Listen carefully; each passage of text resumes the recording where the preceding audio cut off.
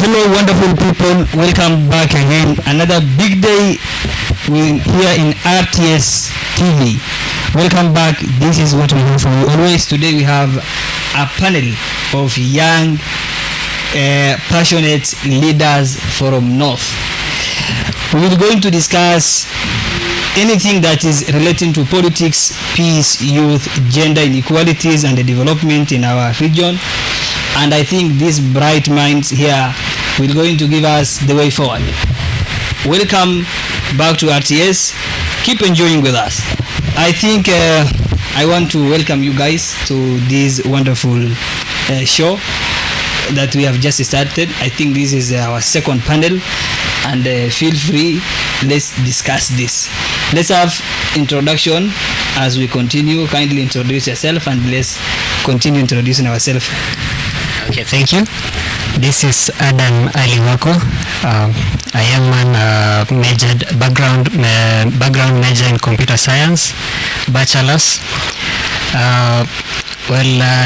In terms of venture, the head of IT on our startup venture, Skyfield Aerotech, that deals with issues pertaining drone technology and agri-technology. So I'm also a philanthropist, very much interested in politics and governance. Wonderful.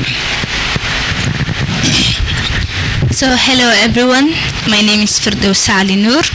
I'm an author and also a mentor and also a student from Strathmore, majoring in business and IT.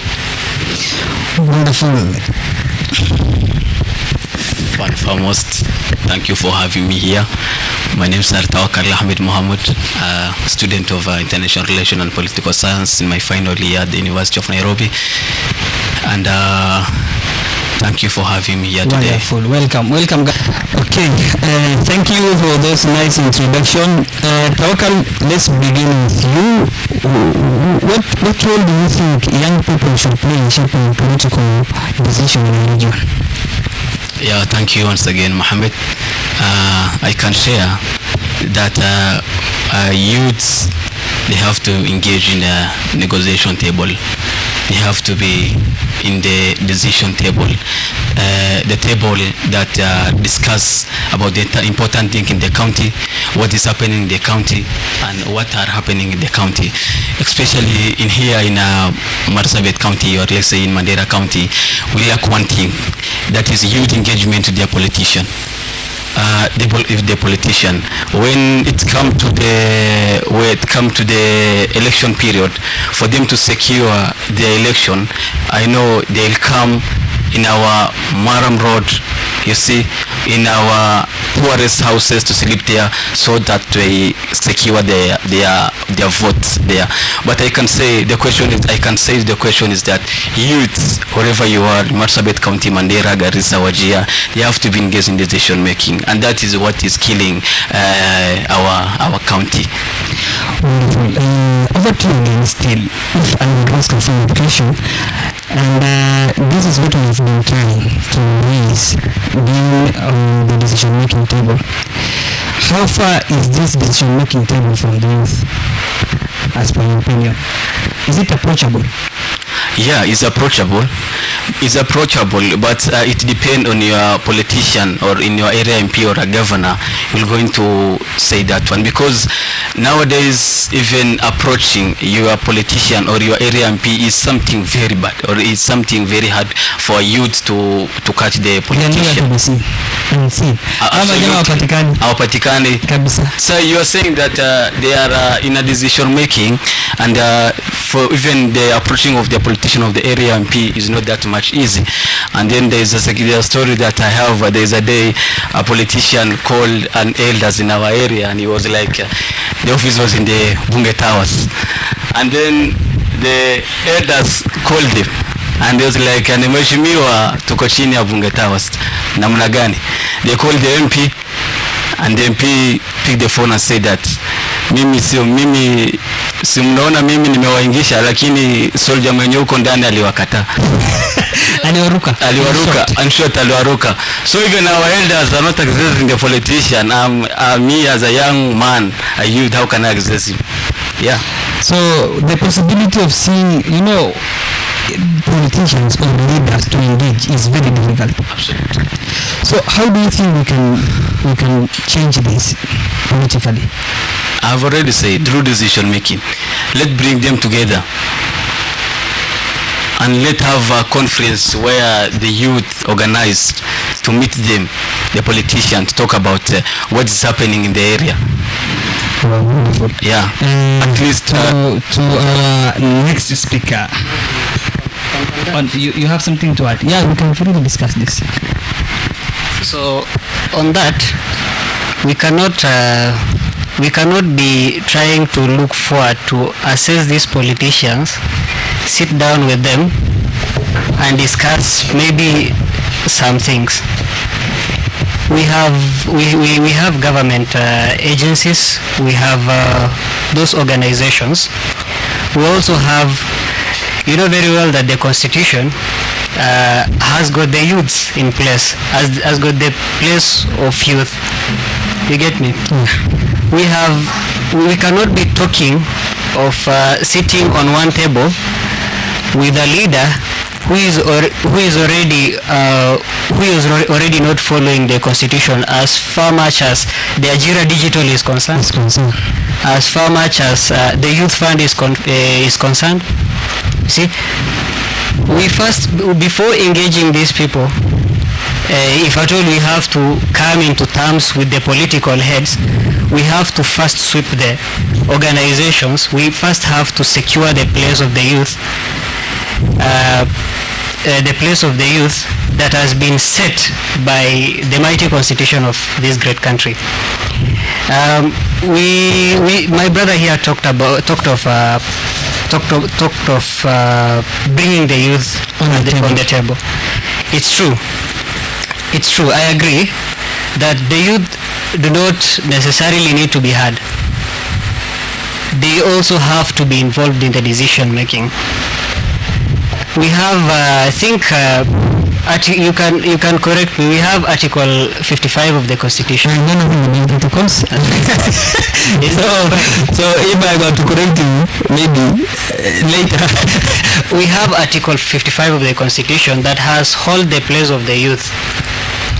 It is saying that we have the need for the youths to be to have the access to political, to economic, and to employment opportunities. So anybody who is trying to chase away or move does not involve the youth on the decision table is not following the constitution of this great nation. So I concur with my friend here. So according to what you have said, leaving youth behind is violating the constitution. Leaving youth behind is violating the constitution. That's what our people don't know. That's what our people don't know. Our people don't know their rights. No, we're talking about bringing the youth forward. Yep. According to what we see, is our youth ready to come forward? Our youths are more than ready to come forward. That is why you always see these generations, this on the streets. Why? Because none of them has been brought to the table. Okay, what are the biggest political challenges that we have apart from neglecting the youth that actually facing the region, and how can we mitigate this? Apart from neglecting the youth, let me talk about the government of the day. Apart from neglecting the youth, there is nothing of substance that this government has provided to the Kenyan population. Remember that these people are in those offices because of these youths, because of this wananchi. But what do we have here? Extrajudicial killings. What do we have here? Police brutality. Abduction. Corruption. What do we have here again? And so accountable. We tend to air our views given the right by Article 37 of this Constitution again, the right to picket, the right to protest, airing our views. But what does the government do? Remember, these are millions of Kenyans.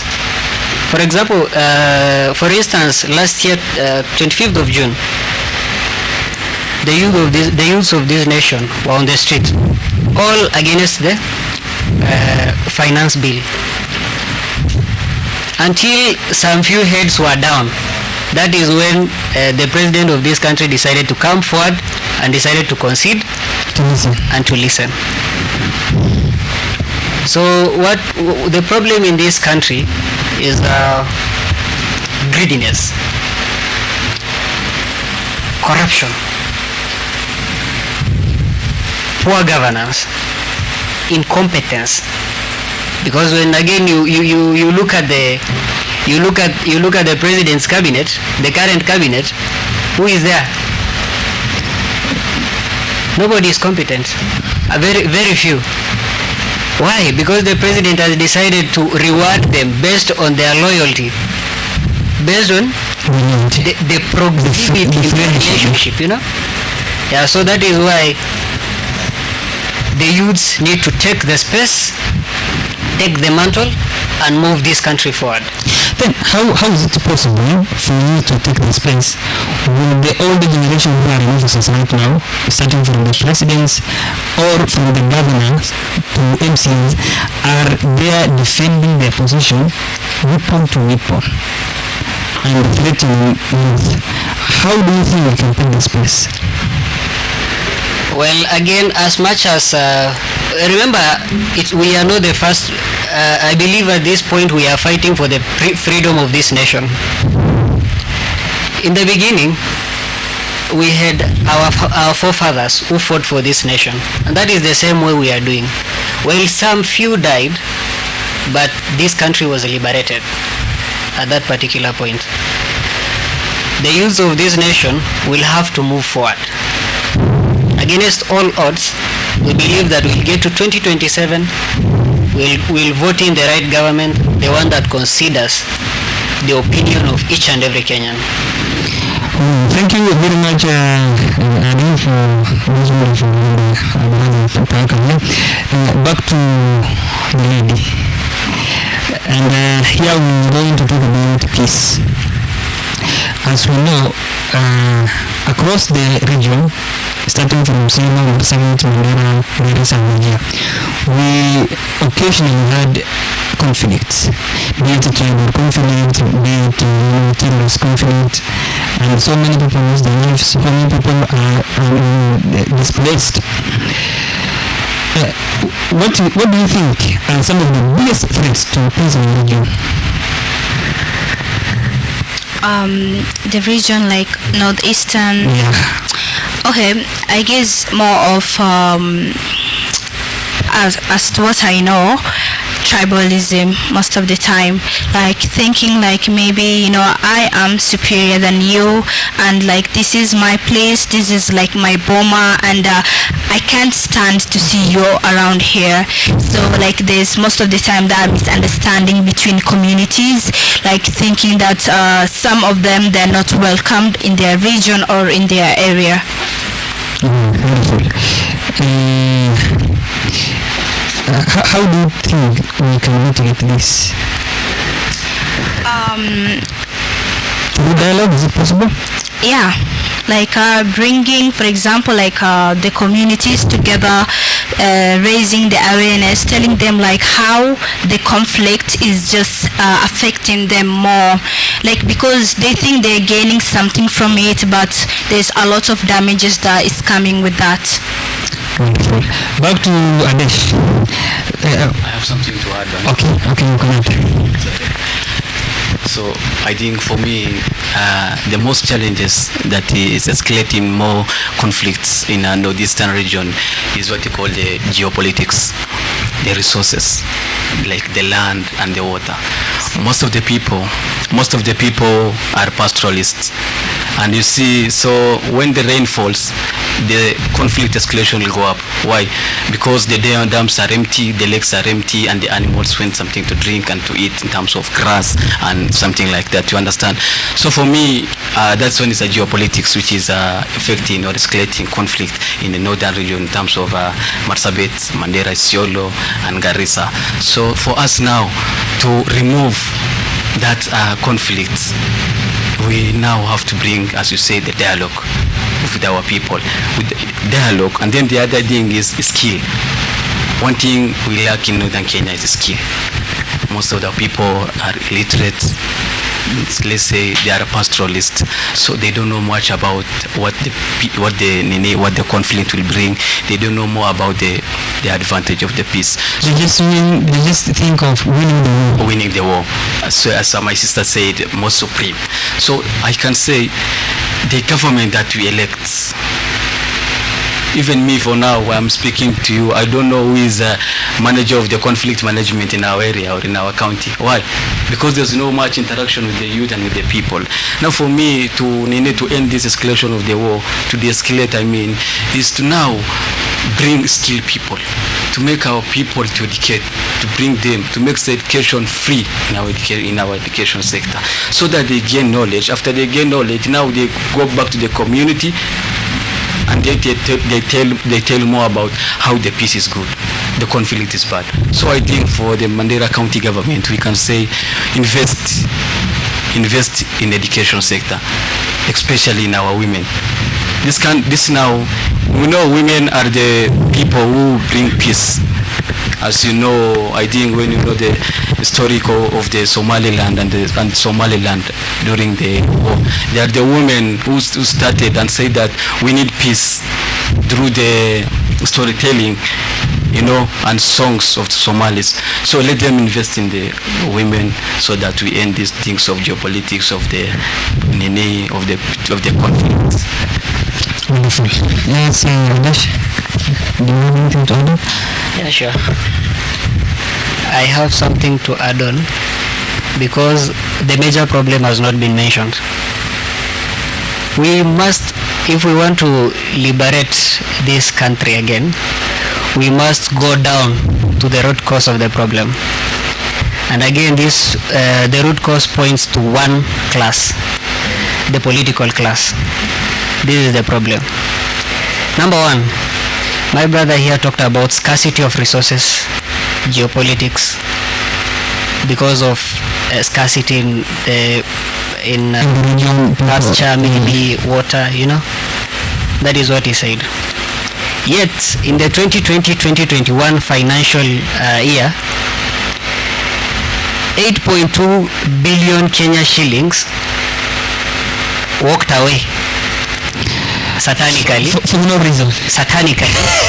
This is the county of Marsabit. 8.2 billion Kenya shillings. Nowhere to be found. Nowhere to be found. Enough to feed all those communities that are living in that particular county. So, my brother here talked about literacy, investing in education. But if you get to check enough through your lenses, our leaders are really investing in literacy, because wanajua kwamba wajinga wakierevuka wao wako mashakani. So they are still defending their position on this also. Exactly, they are defending their position. You see, the current Gen Zs we are having here is as a result of the free education courtesy of the late His Excellency Mwai Kibaki. And that is what is now liberating this nation. Go back to the counties of Marsabit and those northern region.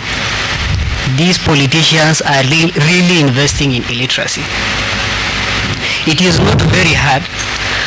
It is not very hard for them to bring these communities together, engage in dialogue. Rumors have it that some of them are even financing and are funding this conflict in the region. You know, we must hit the nail on the head, unapologetically. Sure. So the root cause of everything here is the political class. Wonderful. Thank you for this, and I think it's so touching. This one is touching, and I think our people will listen to this because we have a tendency of not listening to our young ones. And actually, in the dynamics of the system, political system that we have currently, is the young who thinks bigger than the old. So I think we discussed that, and let's go again back to our next topic, which is gender equality. And when it comes to gender, I think we have the representative.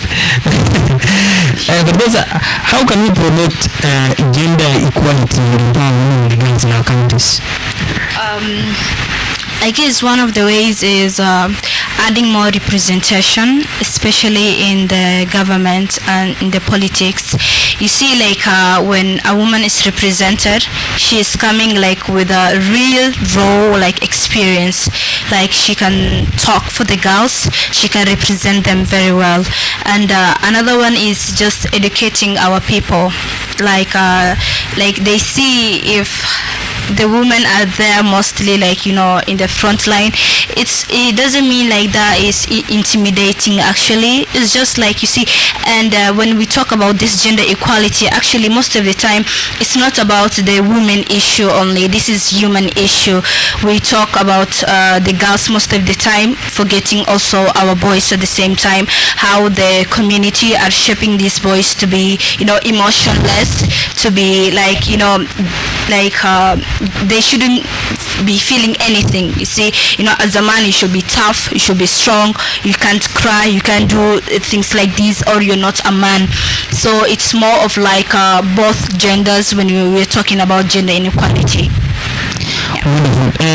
Tuesday, we have in the spirit of gender equality, we have a docket, a whole docket in the county system that is named women representative. Is this position effective when it comes to women empowerment? Is it enough? I can't say it's enough yet. I can't say it's enough yet because most of the times, especially in the county governments, like when it comes to decision makings or filling some positions, we don't find many women there. Maybe the women rep and the other small other positions, like they're not being given that much priority, that platform to raise their voices. Wonderful. I think if anybody has something to add on that, the phone is open still. Yes, So I think for me, when it comes to the gender equality, for me, I think women are doing better. But there is something that we miss out. Even men. Don't forget men. Men are going through a lot. Let's forget about men, because especially in our country right now, they are just saying women without forgetting the boy child suffering, giving a bill. Now it's the boy child who are suffering. Is it now it's the boy child who are suffering? No, I'm just giving the topic. The topic is now shifted. The topic is already there. Yeah. There's something that our nation forgets about the boy child.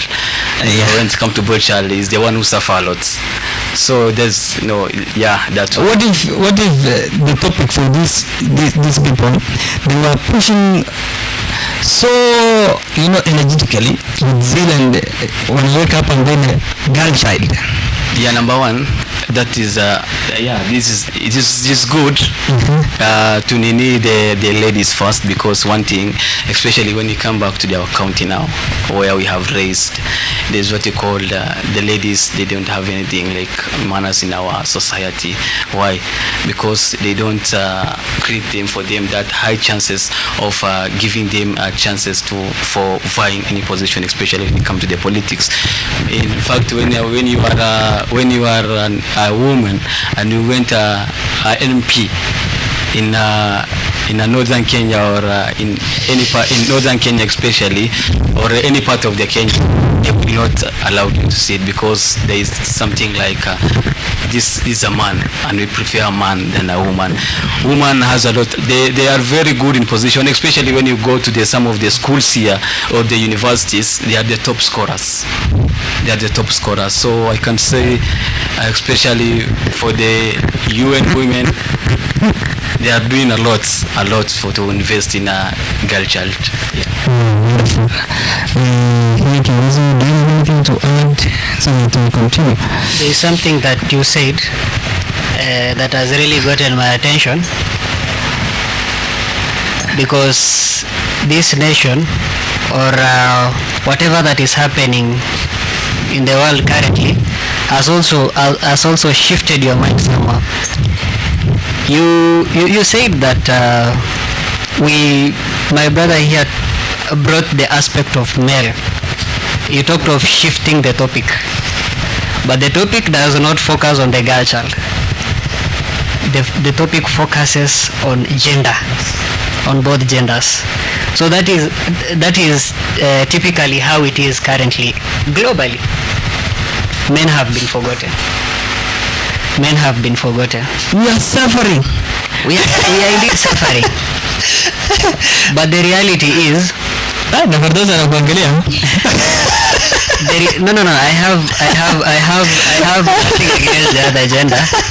But the reality is that we all are human beings and should be treated equally. If it is a position, if it is a position that requires qualification, both genders to be checked equally. There is no need. Most of there are a lot of scholarship programs. There are a lot of job opportunities that you see in the requirements. A 21-year-old must be a female. All those issues, they should be eradicated. We are all equal. Let us fight for the space equally. That is what I believe. Now they reached us with this. They reached us. In fact, we are behind them now. But then, are you okay with that?